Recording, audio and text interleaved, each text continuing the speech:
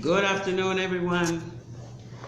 Good afternoon. This is the Servant Leaders Speak on the 25th day of July, 2019. This is Ali McIntosh, your host, and I am going to be joined by a guest today, and it is just nice. I'm happy. I'm excited about everything that has been going on since we started the broadcast. We've been hearing from people, from Bahamians all across the globe. London, Canada, all across the United States. And one of those persons we have been hearing is our guest today. But we thank you so much for your patience. This is the first live feed for the week. We've shared one or two of the older ones, that is several days ago, and so we thank you for your patience.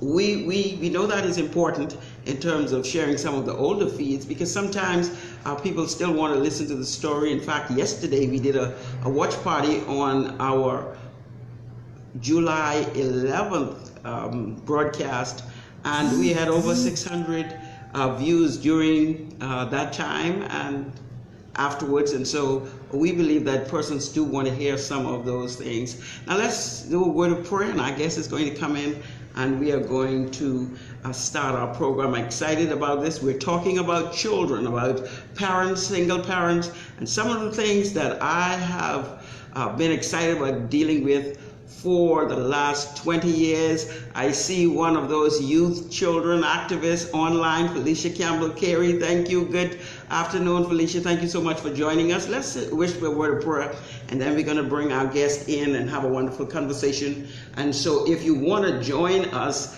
whether by bringing in, making a comment, you can do that on the live feed, or you can call us on the WhatsApp 423-2709, 423-2709, so that the conversation, your conversation, can join us. Do pardon me when I'm looking away. I'm looking away because I'm going to the screen. I want to make sure that our broadcast is on. Everything is working well in regards to that. So do excuse us sometimes, these technical matters, but we are live, and that is what happens once in a while when you're live. Let's whisper a word of prayer and we get started. Father, we do thank you for this day. We thank you for our guests and for those who are joining us today. We pray that the words of our mouth and the meditation of our heart be acceptable unto you, who are our strength and our Redeemer. Okay, thank you so much for those of you joining. I think Marvy Moore is joining us also, and so we ask you all to just join the conversation. I'm going to bring in my guest. Let me tell you something about this wonderful woman. She's a Bahamian who heard me on the broadcast, and we got connected. She's in Nassau for a few days, and so we get connected. We got connected, and so we are going to talk about the issue. Father, we do thank you for this day. Just give us a second. We're having just a little technical. Joining us today, we pray that the words of our mouth and the meditation of our heart be acceptable unto you, who are our strength and our Redeemer. Okay, thank you so much for those of you joining. I think we're back. We're back on. Just excuse us. We're getting it all done. But my guest today, I'm excited about meeting this feisty young lady, I would call her, but she is an author. She's a life coach. She came, she shared with me yesterday. She excited me. She caused me to be encouraged by her testimony. When she heard my testimony, she decided, I just got to go and see Miss McIntosh. So let's have us welcome Antionette Rolle as she joined the broadcast with me today. How are you doing, Antionette? I am wonderful, and I feel so blessed to be here. The last time I would have actually heard Mrs. McIntosh's voice was via the internet. I was sitting in my little office watching her live in Toronto, Canada. So, you know, I feel blessed and honored that I'm actually here in person. It's good to have you here. Yes. Well, you are one of several persons since I started the broadcast, and I was very timid a little bit about actually starting the broadcast. But I started the broadcast July 1st, and it took off. It has taken off. Some people call and say, well, I am glad that you have started your own show. Yes. But as people know, I am a broadcaster. So I shouldn't feel bad about starting my own show. I also want to, seeing that you are here, and we're going to talk about children, I want to welcome some of our other guests who's coming online. Dr. McCartney from the United States, Shami Farrington Austin, my good friend Dr. Professor Gilbert Morris. I see him on the trail, so I know that a lot of Bahamians all over the world, and I want that to be part of our show, yes. is that I want to be able to relate to Bahamians all over the world who is doing wonderful things and is able to relate as we talk about the country and what's happening in the country. And I do believe, even though persons have moved away from the country, that they do have a concern about the country. What do you think? Most definitely. I can only speak for myself. I am most concerned about what's going on, especially here in the Bahamas. Reason being, I was born in the Bahamas. Yes. I grew up over the hill, Fort Finn Castle, known as the Fort Hill. That was me. Yes. I know about, you know, being in a household with a single parent. My mom had 6 kids. I was the last of 6 kids, so I know the struggle. I know the pain. I know the frustration. I know all of it. And the reason that I was so enthralled by Mrs. McIntosh is because she spoke to me when she said that, you know, concerning youths and how she worked with youths. I said to myself, when I get to Nassau, I am going to connect with this woman because we cannot do it all by ourselves. No, I quite agree. We can't do it all by ourselves. All of the work that has to be done requires a collective responsibility, just like the cabinet of the Bahamas. Yes. But the collective responsibility is that we put all of our energies together, yes, and make sure that the work that has to be done in the nation is for the next generation. So whatever we're doing, we're investing our energies in the next generation. What I didn't say is that the author of this book, her foundation is Deleting Negativity, and her new book is 21 Advice for Single Parents and Their Children. 21 advice and encouragement for single parents and their children. What I find striking, Antionette, yes, is deleting negativity. Yes. How did you come up with that? Well, I didn't come up with it. It was a vision that was born into me by God. Okay. First and foremost, let's just give him his props. Yes. Now, deleting negativity came to me, like they say, God is not going to give you something that you overcame. I had a lot of negativity in my life. It will take days for me to list all those negativities. So what I did was I flipped the script on the negativity into something positive. And so God placed in me, okay, it's your mandate to delete negativity, whether it's by word, thought, or deed. Now, my passion is dealing with at-risk youths, and single parents. Like I said before, I came from a single parent home. I myself was a single parent with 2 kids. Now I have 3. Okay. And so it's important for me to let the youths know of this country and worldwide that, look, wherever you start doesn't mean that's where you have to finish. I agree. I am testament to that. Listen, you know, for probably 20 years, 1995, I started the National Committee for Youth Renewal, along with some other young, powerful people who are now powerful preachers in the country, like Apostle Smith, Clifford Smith, Leonora Sands, Kelson Miller, Patricia Simonette, several others. And we created an organization, and we were so very persistent and aggressive with what it is we wanted to do in the nation. As our passion was, so is your passion. Because we know that if we do not put into the next generation, we're going to be old people and they're going to be pushing us on the side and saying, move out of the way, old woman, old man. But so our passion has to be, how do we direct their lives? How do we turn them in a positive direction? And that work had very much potential, but we never got the support of the government in the way that would really push the work in terms of us doing the work. Right. You said I mentioned the word policy. Why do you think policy is important in that regard? I think policy is very, very important in the regards of youths in particular, because once you have policies in place, then you are mandated to do what the policy says. Yes. Whenever you, and you can correct me if I'm wrong, whenever you implement a policy, you also have standards and procedures that you have to follow and go through. Right? Yes. Is that correct? That's quite correct. Okay, so when it comes to youths, I want to let people know that we need policies that's put in place to protect our youth. I know that there's a lot of people out there doing things for the betterment of our youth. They're having activities, they're volunteering, they are funding a lot of charities and what so forth. But for me, let me just say this. If the people don't know, I live in Canada, but I'm always coming back home, because I believe that when you go off and you succeed, you should come back. This is not a joke for me, people. This is real, okay? Whenever I come back, I mentor kids. I don't live here. I was telling Miss McIntosh the story yesterday. I came in sometime last year. It was last year, March. That was a good story you were telling me about. I came in last year, March.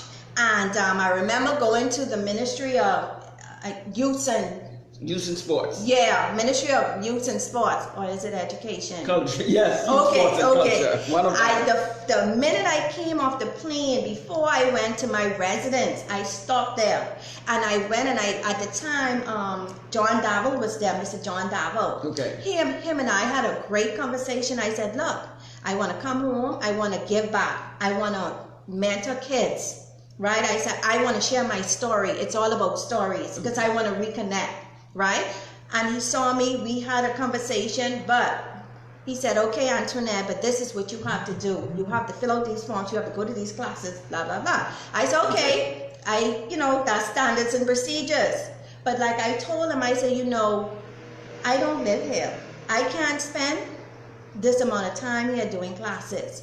Fast forward, I went to the schools myself. I'm very proactive. I went to the schools myself. I went to a particular school, Centerville Primary, and I sat with the principal and the vice principal. I said, look, I just need to talk with some youths. Give me some youths to talk to. And she was like, okay, we can give you some youths. I say, no, I want the youths that y'all are saying that is finished. That's finished, wow. That's, uncontrollable. Well, that area and that school in particular has a lot of challenges. It's the inner city, not necessarily because it's in the city, but because, and I've heard because of a colleague of mine worked there before, that is a very challenging school. So the Lord must have led you there. Yes. Because you went to the right school where the need was. So tell me a little bit more of what happened. Well, when I first met with the kids, because they was like, you sure? I said, I'm positive I want those kids. So when I first met with the kids, I could honestly say, where's the camera? I could honestly say that, a first impression was, oh my God, what I got myself in. Yeah, no, I didn't want to give up, but I was like, oh my God. Now, when my first meeting with the kids, I fell in love with them, because the first question I asked those kids was, what do you see? What does success mean to you? And I would tell you, Mrs. McIntosh, the answers they gave me, I was crying. I was crying because I was like, oh my God, success to these kids is the latest tennis, the designer bags, the gold chains, You know, not saying, okay, I want to get a good career, I want to go to college, or I want to go to a vocational school. And how old were they? Grade 6. Grade 6. So I'm okay. thinking grade 6 is between the ages of 10 and 11. Yes. Right? So when I heard that, I myself, Antoinette, 'cause this is my passion, this is my baby. You know what I did? I was supposed to have left to go back to Canada. I didn't. I stayed there from March, late February, until the end of the school year. Wow. Because I made it my mission to go back to that school every week and mentor those kids. Mentor those kids to the point where I have a 9-year-old. A 9-year-old I have. I actually bought her from Canada and I put her in a school in Nassau. But you know, when you told that story, it reminded me of the National Committee for Youth program called the Church Adopt a School program. Right. We implemented a program where we had invited, it might have been over 250 something churches. Right. We invited, and this is a program, and I thought, let me explain that so people can understand how valuable this program would have been. We invited a church to be involved with a school. So we invited 5 churches per school. Now we think we have 40 something public schools in New Providence. So we invited 5 church per school, so that each church would only need to provide 1 day a month when they come to the school. So each church's ministry 1 day a month at a school would be doing just what you're doing. Which means if that church brought 3 volunteers, those 3 volunteers can be involved with 3 classrooms or be involved with the senior mistress or the principal in terms of how they can help the kids. And if they brought more, then they can do more, just like what you're doing in the classroom. That program started, but many churches walked away from it because they were unable to keep it up. Now, I don't know how 1 day a week at a school could possibly be too much for a church whose outreach is supposed to be about saving the lost. But I'm saying that just to say that this is a very important matter in which you were doing, in which needs to be done, because this kind of ministry to young people is important if we're going to change their life. Now tell me what happened a little bit more in the program and during that year. You said you had a graduation also. Oh yes, you know, what happened, let me just say this to the public people out there. What the transformation that was seen in some of those kids was amazing. A behavioral change. Behavioral. Let me tell you, when I remember my second meeting with the kids, you know, I set some rules and I said, look, this is how it has to be if you want Miss Rolle come to your class and see you and talk to you. Number 1, I don't care if your uniform is torn, your uniform shirt is torn, it must be tucked into your pants or your uniform skirt or jumper. I said, I don't care if your socks is dirty or your shoes is dirty, you have to have your shoes on your feet. Your bags, I don't want them all over the floor, I need you to put them up properly. Now, the 5th time, one of the 5th times that I was there, and I was on the side looking to the window, and one of the students saw me, and they were scuffling. Yes. They were scuffling. Oh, Miss Rolle, come. It was so amazing that this class, my first meeting with the class, that they were so unruly, especially towards each other. Now, they were helping each other. Come, give me your bag. Come, you got to push your shirt in your pants, Miss Rolle, come in. Now, you tell me, isn't that progress? That is more than progress. In fact, I see John Davil is online. He's watching us. She referred to John Davil earlier. But yeah, and he's I just love, talented. He can sing, everything. That's just a side people. But the behavioral changes is important. If you are going, and I always tell people, if there is no statistical change, no behavioral change, then the program is not progressing. The progress has to be that there are numbers changing or there is behavior changing. Because sometimes we get the increase in terms of numbers, and then sometimes we get the quality in terms of the change of behavior. Yes. So what you're saying is so powerful as to how we must move or with the program you did, Uh-huh. more of those, and how many children was it? Just one class? Yes, it was a class. I think it might have been about 30 or a little more. I'm not sure. I can't really say, but yes. You know what I realize with bureaucracy? Bureaucracy always think if it's not a mass, widespread program over the entire school, not the entire, just school, the whole educational system, that is not working. Now, we tried the Church Adopted School program over the entire educational system. We spent 9 months planning.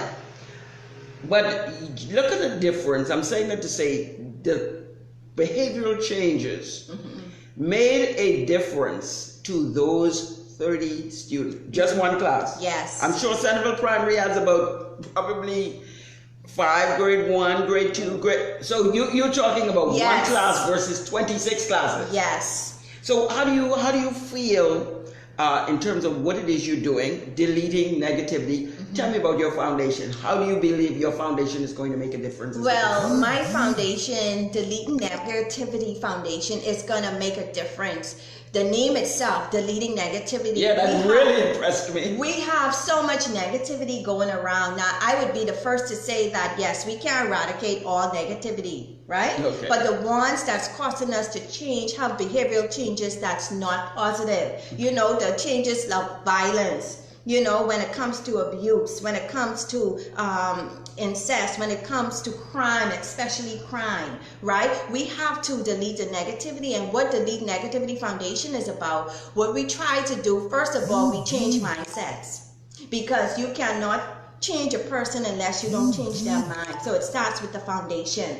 And after that, when you change your mindset, you are able to make positive decisions. And before you make a decision, you're able to think, okay, how is this going to affect me? How is this going to affect somebody else who's associated with me, right? So Delete Negativity Foundation, it's a foundation for me where I flip the script on anything that's negative into something that's positive. That's encouraging people to do the same. And encourage people to do the same. I don't just talk deleting negativity. I walk that every single day. That's me. So you will not see Antionette being involved in anything if it doesn't have to do about deleting negativity. Oh, well, before we go forward, I want to thank the new Dr. Paul Scavella, who is watching, Anthony J. Allens. I'm sorry if I miss your names, but I am looking to see those persons who are getting involved. We're very excited about the audience who is coming along. We've been trying to determine what time we do the program. Yes. I've been coming on whenever I was ready, but we do appreciate, we thank Maureen Jones from Freeport. She says, beautiful guest, very timely topic. You should continue the conversation again before school starts the next semester. Absolutely. Or the program. See? Absolutely. And what do you think, though, because Ms. Jones from Grand Bahama is just saying that the program is good. You told me a story about somebody else doing a program and thought you should join them. What is the difference? You expressed a difference that was very interesting. What could you express to me why you told the person you should not join them or why you should join them? Well, okay, I have been doing this for quite some time now, for years. Okay. Even though a lot of people don't know, I'm not doing it for recognition first and foremost, okay? It's the impact that I want to lead, especially for our future generations, right? Now, I got, a lot of people, they hear my vision, they're excited. Okay, Ms. Rolle, I want to work with you, let's work together. And then sometimes it's like, well, you know, Ms. Rolle, we've been doing this for 7 years, and well, maybe you should come and join us. You know, so I'm like, no, God gave me this platform, and so why is it that I have to join you? Why can't we do it together? Why do we always have this black craft syndrome, right? Especially when we're all doing the work of helping people, or that's what we're supposed to be doing, helping people. And so when someone said to me, and this has happened like 3 times, why don't you come on board with me? And, you know, no, I can't do that because your voice, my voice is different. Yes. I could reach some people with my voice, my attitude, right? Yes. You could reach some people with your voice and your attitude. Why is it that I have to drop what I do? Because as far as I'm concerned, we're all in this together. We want to impact empower and encourage our future generations so that they themselves could do the same thing. Life is a circle. But you know, one thing, and as we talked about that yesterday, the anointing makes a difference in anyone's life, right? And as you say, what you can do, who you will reach, I may not be able to reach. Exactly. And so that's why it's important that all of these things that we are doing, we're making impact in different areas. And so, you know, I don't know about you, but we grew up with the desiderata on the wall in our home. And it had so many lessons to learn, that you can walk with kings and not lose your common touch. You see people, the minute they get in public life, they become corrupt. Obviously, they might not have a desiderata on their wall. But I am telling you, it is important that all of us do the work that's come before us, and that the Lord leads us to do, because He's giving us the work based on our faith, based on our ability. That reminds me of your testimony that you told me yesterday. Yes. Because she told me a testimony because she heard my faith walk to the American University, and she told me a testimony of how faith many times she had to walk faith when she went to college in the US. Yes, I when I went to college in the US, I'm telling you, you know,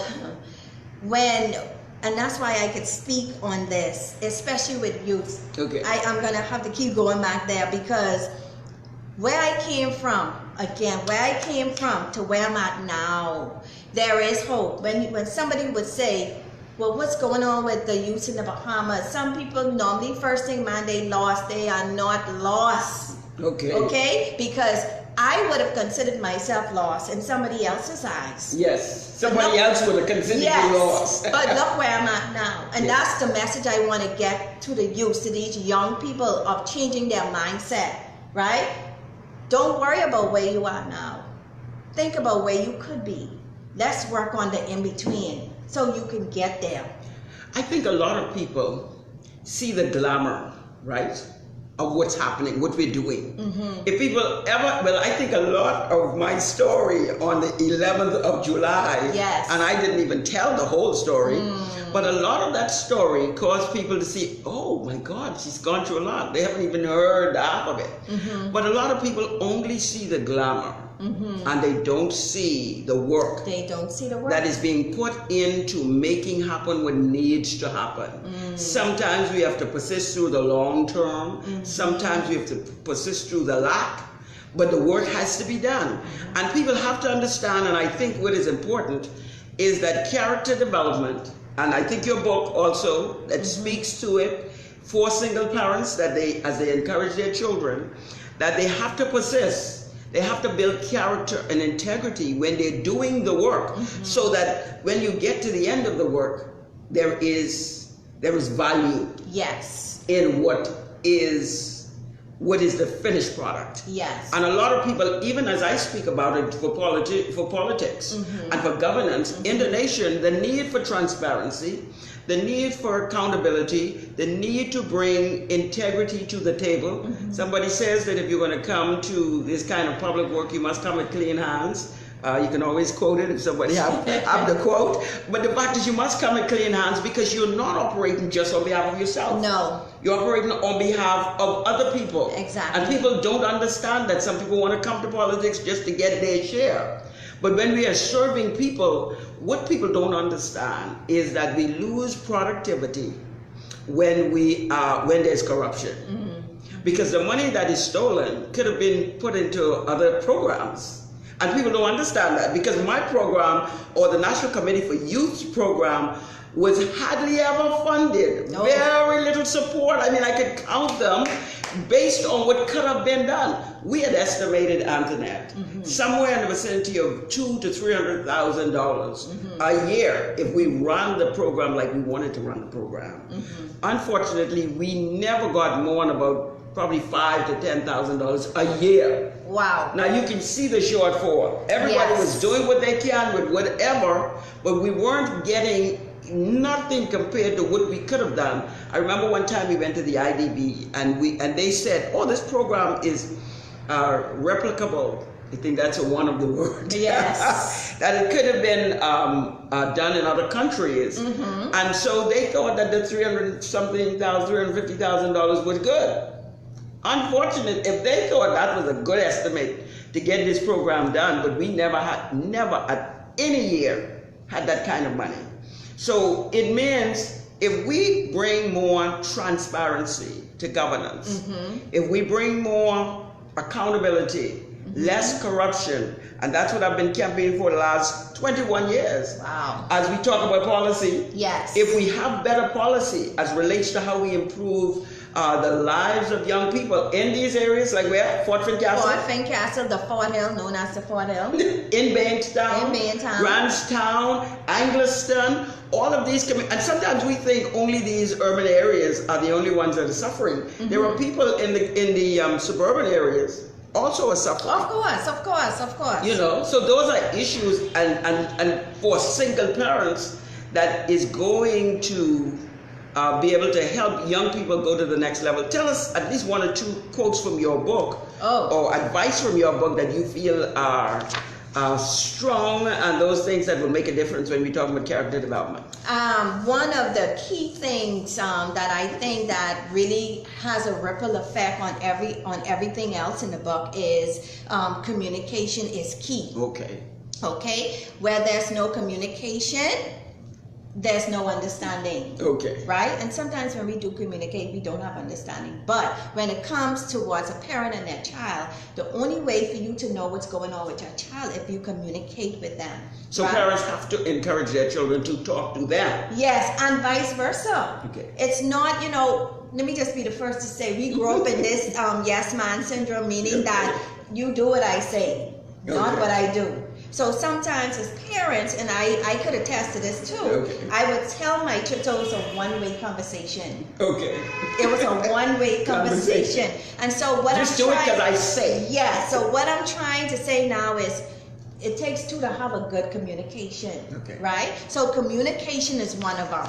The next one is learn to ask questions. That's the only way we're going to know. Learn to ask the right questions. As simple as, from a parent, a child asking a parent, what's the hardest thing about being my mother or my father? Yes. Or, what did you want to be when you grew up, mom or dad? Yes. You understand? And then examples to ask your children are the same thing. What is your favorite time of day and why? These are things, little simple questions that opens up conversations with you and your child. And just let me say here, even though it's saying 21 advice for single parents and their children, this is for family. This is just for the entire family. If you want to reconnect with your family in a positive way, this book is a lot of benefit to this book, okay? Miles Monroe said, the cure for all the ills that's happening in this world is the family. And I told you yesterday, before there was government, there was family. God created the family first. And so if we were to get back to that, you could imagine what type of place this will be. I learned that mentoring those kids, because every week it was like sometimes I had to be repetitive with the children. And I was like, oh, I see why. Because I not only have to mentor the kids, I have to mentor the parents on how to be parents. And therefore, that's how this book came about. What I find interesting as you talk about the parents, because as you say, so goes the family, so goes the nation. Yes. Obviously, if we see what the negative issues in the nation, right? When we look at what is the negative issues in the nation, all we have to do is consider where they come from. Exactly. So when you go to families and you see the level of dysfunction, you realize, oh, I see what's happening in the nation. Yes. So so I agree with you.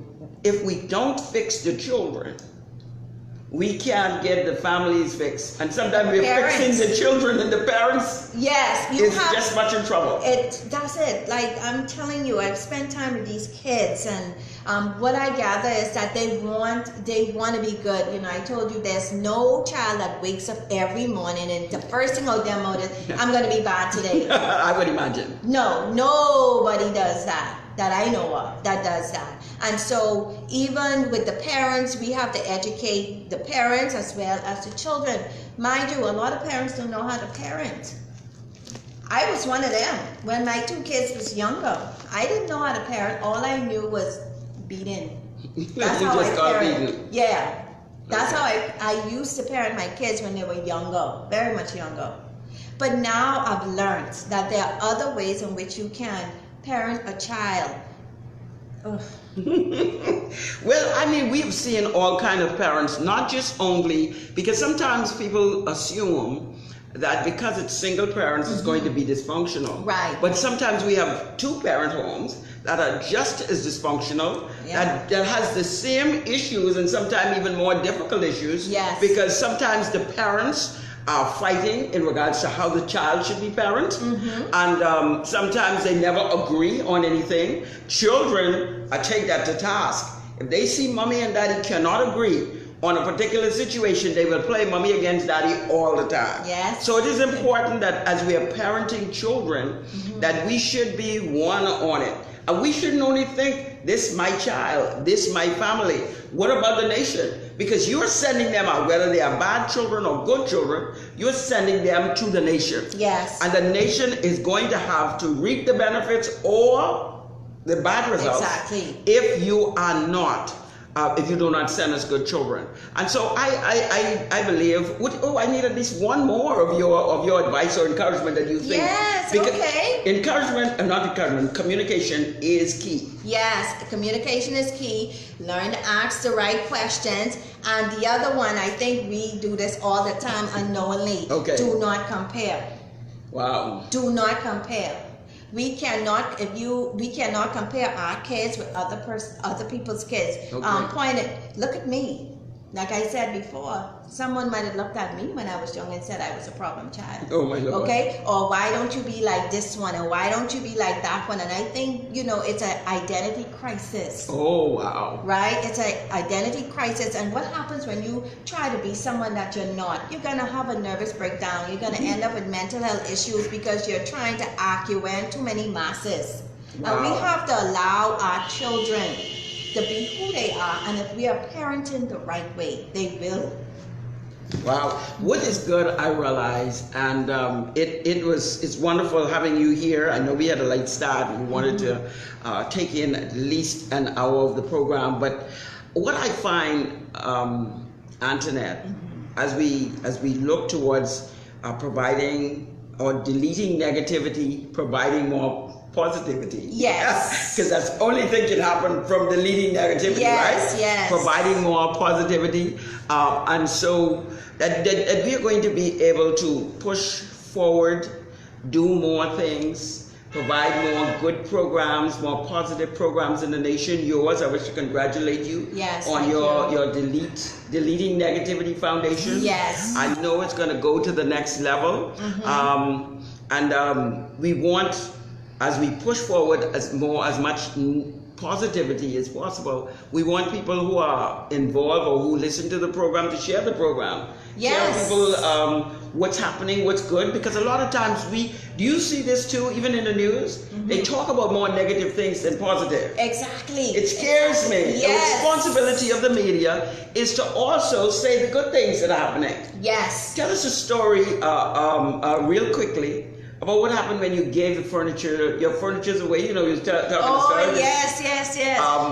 Think of the difference it made to that one family. Yes. I was, like I said, I'm in Canada now, but I lived in Dallas for about 5 to 7 years. I remember going to Dallas, and I was speaking to Miss McIntosh, and I said, I had nothing. I said I had nothing. It was me, my son, and at the time, my last child, she was 2. I said I had 5 suitcases, and I just, God opened the door for me, and I went to the U.S. I said, okay, I'm going to continue my education. And fast forward, God blessed me with a home. It was empty. I had no furniture. God blessed me where I could have gotten furniture. That's another story. But when I was leaving Dallas, I had with the intentions of putting my stuff in a UV van, driving it from Dallas to Miami to put it on a Medicaid to bless my family. Yes. But that did not happen because I wasn't able, they wouldn't allow me to take the UV outside of the state. And so I went online and I said, God, I was telling people, do you know anybody who need furniture? Do you know anybody who need furniture? And there was this lady who first reached out and said that she needed furniture. She just started working. And then it was a gentleman. He was calling me from the hospital and he said that they were homeless for so long and they just got a home and they needed stuff. And I said, okay, I have more than enough, right? Yes. So when I finally got the opportunity, I took the stuff to the gentleman. When I took the stuff to the gentleman, he had absolutely nothing. It was him and his children. And I don't know if Joe is watching, but Joe could attest to it if he sees this live, right? They didn't have anything. And my heart was full because I wanted to give it to people who really needed it. I filled out his whole 2-bedroom apartment, every single thing, and I told you the joke, even down to the Christmas tree decorated. Yeah, that was. You know, so they were ready for the next holiday. Yes, everything I gave, they didn't need for nothing. In comes a lady. It was his wife. Right? Yes. And, he said, it's my wife. She just started working and I told her who I was and she just grabbed me and she was hugging me. She was like, wow. She was one of the ladies who contacted me. The first lady who contacted me. For the furnitures. That was his wife. Oh, wow. They didn't know. Look at the coordination of God, eh? But that's God. And like I was telling Ms. McIntosh, when I moved into my place, it was empty. I had nothing. When I got those keys, I had absolutely nothing. And so I was like, I need to give these things away because when I started, I had nothing. So I need to bless somebody else with some stuff. That's the type of person that I am. But I wanted you to tell that story because sometimes these are the stories that the media should pick up. Yes. Because you made not only the day of that man and that woman, that family, but these are things that causes people now to realize that there is good in the world. Oh man. Because a lot of times, sometimes we run into so much negativity. I am telling you, you get tired and you say, man, listen, nobody's good. But take it from a person like yourself who knows how to travel. Yes. And I never have no money. I don't know how I get to do all of the things that I do. But when I met her, I was so excited because I said, oh, that sounds like me. Because when you make plans, when God speaks to you about something and you make plan to go, I know that anytime I get a ticket, my airline ticket, it's time to go. God has already opened up every door. Yes. And I have seen that over and over. And I don't get scared. If I don't have much money, when I get the ticket, I know time, every other door is open. Yes. And so I realized that the positivity that we must push out there, if we're going to change the nation, we can't just spill the bad stories. No. We must spill the good stories. The good story is going to cause people to understand there is good in the world. Amidst all of this awful, there is still good in the world. And definitely. I do think that is important that people see that. We want to do as much of that on this show whenever we're doing this broadcast. Tomorrow we are going to have Dr. Donald McCartney from the United States. He is a Bahamian. Very strong. I call him my teacher. Very strong articulation of almost everything. He's been almost 50 years as a teacher, as a civil servant. He's now a PhD in organizational management leadership. He's going to get, I didn't say it right, but he knows a little about everything. In fact, more than enough about everything. Wow. So he's going to join me tomorrow on the show. And we are going to talk about a lot of things. You might not know all, but the protocol tomorrow when he comes on, he is going to finish it up. Let us see. Let us be able to see what's happening in the country and how it should be organized. Well, some people are asking, I want to say thank you. I see the F&M chairman, Carl Culmer, had come online. I see KCX, Kendall Colbert, Lisa Humes, Raymond Bowleg, we see Jason Johnson. Some names are going before we could get to talk about it again, but we're live on both your page. I think mine's kicked out. I have no idea why, but we will share it again. Yes, we will share it definitely. again. But some people are asking about the book, how they can reach you, and how they can get a copy of the book. Is it online yet? Or? Yes, it is. It's on Amazon. You can type in my name. As a matter of fact, what I'm going to do is, to make it easy, I'm going to put the link. Okay. And then you can pin it at the top of the feed. Okay. Okay, so I can do that. My name is Antionette Rolle. You can find the book on Amazon, as well as I'll just pin it. If you need a copy, a personal copy, yes. a signed copy of the book, you can call you. They can call you. Okay, you can call me. You can call me. And then you can contact me. Okay. I have her WhatsApp. I have a right to give it out. Yes, you okay. have my permission. So definitely. I will give it out. We thank you all everyone who's joining us. Fedra Raming, Cheryl Gator. Thank you for Grand Bahama watching. Maria Jones. Some other people watching. We thank you. For those who are watching around the world, please hit me up. Let me know where you're coming from. There's got to be somebody behind those hundreds of views, right? Yes. I cannot tell you how much I appreciate your warm support of this program. This is new. It has really hit me by surprise in terms of the persons who have come on live. When God is in it. When God is in it, it's easy. Well, something you said earlier before we get ready to wrap up is that we have to be ourselves. Mm-hmm. It is important to be ourselves. We can't be somebody else. We can't aspire to be Oprah Winfrey or Debbie Bartlett. No. We have to be us, just us. And because the people who are called to us is going to appreciate what comes out of our mouth. Yes. And so I thank God for the people who have called from London and from the USA, all across the USA, Georgia. I hear Georgia's the new Bahamas. Okay. So Georgia is the new Bahamas. Everywhere you go, almost every county in Georgia, you can find Bahamians. So if you go to, and I tell people that the reason people go to Georgia is they serve grits. You know, we can't live a breakfast without grits. I'm just being a little jokey today. We're not talking about constitutional issues today. This is just a fun program. Yes. But I want people to know that, you know, you can give us a call. You can send your comments. I've put our numbers out there. Yeah. 242-423-2709. You can reach me on the WhatsApp with that number. You can reach me by email. It's sallymacintosh.com. We're going to do a new servant leader speak soon. But sallymacintosh.com, you can hit us up on the page. We are going to continue to put your comments. Yes. And we want people to know that the Bahamians living elsewhere, when they call us in, send us notes, we will let you know so that you can know that there are Bahamians concerned about what's happening in this country. Yes, very much. That's a primary thing. Yes, it's a primary thing.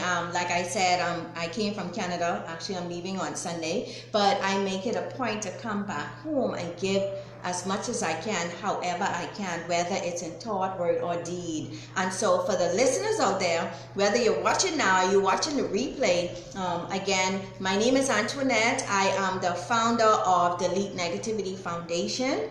I am also the author of 21 Advice and Encouragement for Single Parents and their Children. And if you need to get in contact with me, if you want to join me in this journey that God, this platform that God has mandated me with, yes, I would appreciate it, because we cannot do this by ourselves. Oh, no. I can't do it, but I can only do so much. When I did the programs at the schools, it was all out of pocket, and I would do it all over again, because I was quite satisfied with the outcome, the change that I saw in those kids. Now, you know there's phenomenal change when all the children calling you mommy. Yes, you made some impact. Yes. Yes. What I love. Are you finished? No. Yes, I am. Okay. What I'm thinking is this push for positivity. Mm-hmm. Of course, it's not. Whilst it is free, it is not for free. You said you put your hands in your pocket, yes, and you made. Did it cost you a lot of money to make that happen? Well, to be honest with you, it cost me not too much, and to me, I don't want to say you know. Except that you were you had left your home for 4 months. Yeah, and I left my home for 4 months because I don't mind giving, because Okay. in order for us to receive, we have to give anyway, right? I don't do this for monetary fund, and yes, we do need it, okay? We do. But I don't do it just because of that. I do it because it's a passion for me. And I feel that once you put passion before profit, it will come. And so the like-minded people who could actually see my vision and they wanna fund my vision, you know, that I'm okay with that. Okay. Well, once you put, I will put your information. We will do a watch party after this, and we will put your information again to make sure that people have it. Well, thank you so much. I have enjoyed this conversation. I've not been this hyped in a long time. So I have to have guests on more often, right? Yes. But thank you so much for joining us today. Antionette Thank you. Rolle. Thank you for having me. Author, life coach, president of the Deleting Negativity Foundation. Thank you. It's good to have you in my office. Oh, it's a and pleasure. It was a blessing having you on the Servant Leader Speaks today. Oh my God, you are a blessing to me. So I want you to continue to do what you do, because had I not seen you on social media, I would not be sitting here, and I was in Canada. Well, the Lord knows how to connect his people, right? Yes. Thank you so much for joining us on the Servant Leader Speak. As I said before, you can contact us by WhatsApp, my email address, or you can go online, our party's website, bcpparty.org. We have several other issues. Next week, we're going to talk a little bit more about the Josiah Institute for Leadership and Public Policy. It's another project that's geared towards the reconstruction of the nation. And so next week, I will have the president of the Josiah Institute for Leadership and Public Policy in studio, and we're going to talk to her, Dr. Sandra Smith.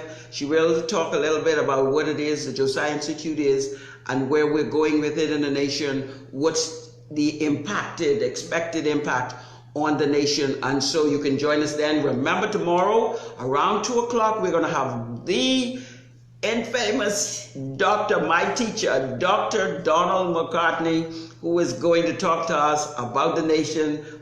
He's going to talk about protocol. He's going to talk about some of the issues for nation building, for national development. It is important for you to join us tomorrow around 2 o'clock. We will be talking about the educational system and how do you put more male within the educational system. Kenyatta Johnson, thank you so much for joining us at this very last moment. But we want to talk a lot to Doc tomorrow about these issues. Let me just really quickly run down one or two of the things we're going to talk to you about tomorrow with Dr. McCartney. Online, is there room at the table of national development for all? Are we including all, or is just a selected few? Is there not room at the table for all? What is it that needs to be done to bring it to fruition? What is the inherent danger of giving one party such wide majority in the government? My goodness, you're going to want to hear this. Is the party that is elected given the only element in governance? We are going to talk tomorrow. Anyway, we're going to let him say it and bring it all out. And I look forward to that conversation tomorrow. We may have him on camera, or we may have him on audio, but nonetheless, we will talk to that man who knows something about everything. And I do think he has a lot to talk about. In fact, he is the provost for the Josiah Institute, USA. So thank you so much for joining us. Blessings on you. We will see you again tomorrow. Yes. We had 2 live shows for the week, today and tomorrow, and we just thank you for your patience and being part of the Servant Leader Speaks. God bless you, and may God bless and keep safe the Commonwealth of the Bahamas.